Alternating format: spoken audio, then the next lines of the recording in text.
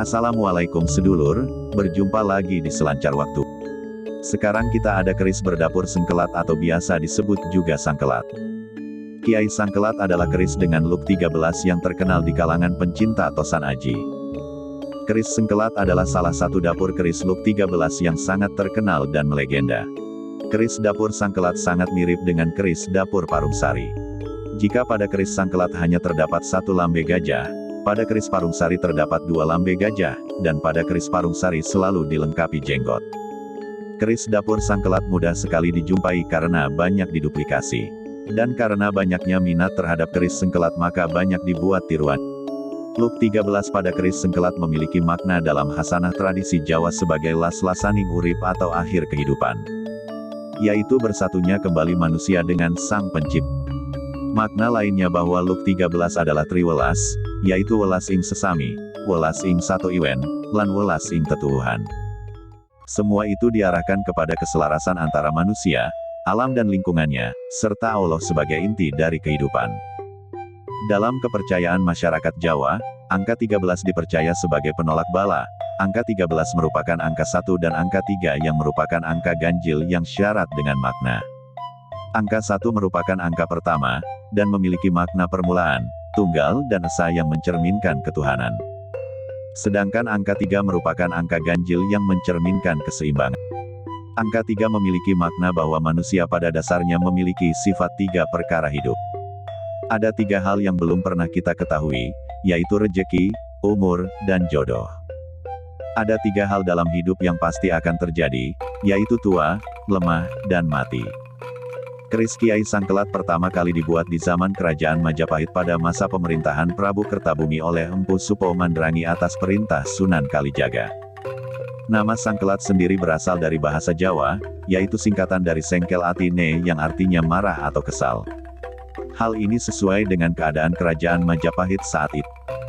Kerajaan Majapahit saat itu sedang berada di kondisi kelam akibat ketidakpuasan mereka terhadap kepemimpinan pemerintahan yang kerap mengutamakan kaum pengusaha dibanding rakyat jelata. Keris Kiai Sangkelat pernah berhadapan dengan keris Nogososro dan keris Sabuk Inten. Pertarungan ini melambangkan kondisi Kerajaan Majapahit kala itu. Keris Nogososro dan keris Sabuk Inten merepresentasikan kaum pengusaha, sementara keris Kiai Sangkelat mewakili kaum jelata. Keris Kiai Sangkelat sendiri memang diciptakan untuk menandingi kesaktian keris Nogososro dan keris Sabuk Inten. Ada sebuah kisah mengenai keris Sangkelat. Kerajaan Majapahit pada suatu ketika dilanda wabah penyakit atau pageb. Banyak kalangan rakyat jelata menjadi korban. Di lingkungan istana baik para sentana dan abdi dalam juga banyak yang menjadi korban. Dalam babat Demak dikisahkan, mereka yang pagi sakit sorenya meninggal, begitu juga sebaliknya sore hari terserang sakit paginya sudah membujur jadi jenazah. Karena adanya aura negatif keris Kiai condong campur yang konon dibuat dari besi yang dihuni oleh makhluk-makhluk halus dan makhluk hitam. Pada masa itu sebenarnya keris ini dibuat untuk mengatasi perselisihan di antara golongan atas yang terdiri dari anggota kerajaan, bangsawan, dan orang kaya dengan golongan bawah yaitu rakyat jelata. Karena itulah dipanggil sekitar 100 orang empu, orang bijak, pembuat keris untuk membuat satu keris pemersatu bangsa. Keris istimewa tersebut dibuat dari bahan yang diambil dari berbagai daerah dan dinamai Kiai Condong Campur. Nama tersebut dipilih sesuai dengan tujuan. Condong, yang berarti mengarah, sedangkan campur, berarti menjadi satu, atau persatuan. Sebulan setelah keris itu disimpan di ruang pusaka keraton, di wilayah Kerajaan Majapahit, di Jawa Tengah dan Jawa Timur, terjadi wabah penyakit sampar pagebluk. Wabah kali ini jauh lebih ganas dan berbahaya daripada yang sebelumnya pernah terjadi. Pada kejadian wabah pagebluk yang sebelumnya pernah terjadi, berbagai ritual gaib dan keagamaan diselenggarakan, namun wabah tersebut tidak juga mereda. Tetapi setelah keris Kiai Nogososro dikeluarkan dari sarungnya dan diarak keliling keraton, barulah wabah itu mereda. Kesaktian keris Nogososra berhasil mengatasi wabah yang terjadi. Tetapi kali ini sekalipun berbagai ritual gaib dan keagamaan telah juga dilakukan dan keris-keris Nogososro telah dikeluarkan dari sarungnya dan diarak keliling keraton, wabah tersebut tetap saja tidak mereda. Bahkan semua pusaka keraton juga sudah dikeluarkan, tapi wabah tersebut tetap juga tidak mereda. Sebenarnya Majapahit saat itu sudah memiliki satu keris yang dianggap sakti mandraguna. Keris itu bernama Nogososro, Sabuk Inten, merupakan salah satu keris legendaris yang dibuat oleh seorang empu sakti mandraguna bernama Empu Kinom. Keris Nogososro merupakan keris tersakti yang bisa membantu melanggengkan kekuasaan seseorang. Kekuatan yang dimiliki keris ini digadang-gadang mampu menaklukkan jagat kayangan apabila mengamuk. Namun, kemampuan Nogososro ternyata tidak dapat mengalahkan Condong Campur yang tengah mengamuk. Saat itu keris Condong Campur sedang melintasi langit Majapahit. Melihat itu maka tampillah keris Nogososro. Mereka bertarung di udara pada malam hari dan akhirnya Nogososro kalah. Akhirnya Empu Supo Madrangi mengeluarkan keris Kiai Sengkelat dari sarung. Dengan secepat kilat, keris Kiai Sengkelat menerjang Kiai Condong Campur sehingga patah menjadi dua. Setelah kejadian itu wabah pagebluk yang menyerang Majapahit mereda. Cerita-cerita di atas bisa kita ambil sebagai perlambang dan memiliki hikmah sejarah dari para leluhur. Tentunya bagi masyarakat modern, cerita tentang keris yang saling terbang dan bertarung menjadi sulit masuk logika. Bagaimana mungkin keris-keris itu keluar sendiri dari warangkat sarung, terbang di malam hari, dan bertarung satu sama lain? Memang cerita keris Kiai Sengkelat bisa menjadi sebuah pelambang kejadian yang saat itu terjadi.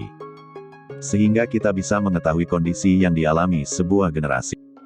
Keris Condong Campur cenderung pada padu, dimaknai sebagai golongan bangsawan yang di tengah kian bobroknya kerajaan masih hendak menjaga kekuasaannya di Majapahit yang kian majemuk. Pemaksaan kehendak yang mereka lakukan mendapat perlawanan. Apalagi saat itu diupayakan adanya persatuan dan pembauran condong campur antar golongan. Tetapi yang kemudian terjadi hanyalah pembauran semu di permukaan saja. Padahal sesungguhnya tidak terjadi pembauran dalam kehidupan masyarakat. Kaum saudagar dan golongan kaya baru di kota-kota pelabuhan, dilambangkan oleh Nogososro, Sabuk Inten, bersabuk permata terus mendorong berbagai tata nilai baru yang terbuka. Secara politik mereka masih kalah. Tidak berhasilnya upaya pembauran ini sesungguhnya disebabkan ketidakinginan para pemilik modal untuk melakukan pembauran tersebut dan khawatir akan terganggunya kepentingan mereka. Desakan golongan ketigalah, yakni rakyat banyak yang jengkel hatinya melihat karut-marut negara, dilambangkan oleh Sengkelat Sengkeling Ati, mengakhiri kerajaan ini. Dukungan rakyat dialihkan pada Trah Brawijaya cabang Raden Patah yang telah memeluk Islam di Demak. Ketika kerajaan Majapahit sudah mencapai masa kejayaannya, memang terjadi banyak sekali perbedaan heterogenitas di negeri itu. Heterogenitas ini menyebabkan terjadinya perpecahan di masyarakat, baik dari aspek agama, budaya, kasta, dan lainnya. Paling tidak ada dua golongan yang memiliki perbedaan pandangan sangat tajam pada masa itu. Golongan pertama, yaitu golongan pemilik modal, pedagang dan pejabat. Golongan kedua, yaitu golongan masyarakat bawah yang kecewa dengan kondisi yang mereka alami, seperti keterpurukan nasib, tekanan hidup dan penindasan. Kisah antara keris Kiai Sengkelat dan Condong Campur memang bisa dimaknai berbeda-beda oleh setiap orang. Tapi pada faktanya kerajaan Majapahit yang pernah begitu jaya akhirnya harus runtuh. Konon, barang siapa yang memiliki keris Kiai Sengkelat, dirinya akan mendapat kewibawaan dan kehormatan, serta akan disegani dan dihormati oleh orang-orang. Ini membuat keris tersebut banyak diincar orang, sampai-sampai tiruannya banyak dijual di pasar dengan harga mahal. Padahal, tujuan awal pembuatan keris Kiai Sengkelat adalah untuk mengingatkan pejabat agar mereka tidak mementingkan diri sendiri dan mengutamakan rakyatnya.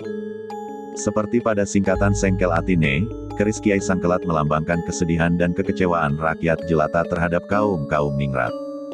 Itulah alasan mengapa keris Kiai Sengkelat langsung diserahkan kepada Prabu Kertabumi, agar sang raja memahami perasaan masyarakatnya di kala itu. Dari sisi esoterik keris Sengkelat memang diciptakan dengan tuah kewibawaan yang sangat besar untuk menandingi kekuatan keris Nogososro dan keris Sabuk Inten. Sehingga secara wujud fisik keris Sengkelat memang memiliki perbawa yang sangat besar. Kesan pertama ketika menghunus keris Sengkelat dari warangkanya adalah pancaran perbawa yang begitu besar dari keris ini. Maka tidak heran jika keris ini menjadi sangat populer di kalangan para penggemar Tosan Aji dan banyak dicari oleh para pemimpin dan para pejabat tinggi yang memiliki banyak bawahan sebagai sarana atau piandel untuk menambah kewibawaan dan karisma agar dihormati dan disegani oleh para bawahannya serta orang-orang di sekitarnya. Orang yang memiliki keris sengkelat akan memiliki wibawa dan karisma yang sangat besar sehingga akan dihormati dan disegani oleh semua orang. Demikian selancar waktu, mohon maaf jika ada kesalahan dan kekurangan. Ambil yang positif, hindari yang negatif. Kita berjumpa kembali di video selanjutnya.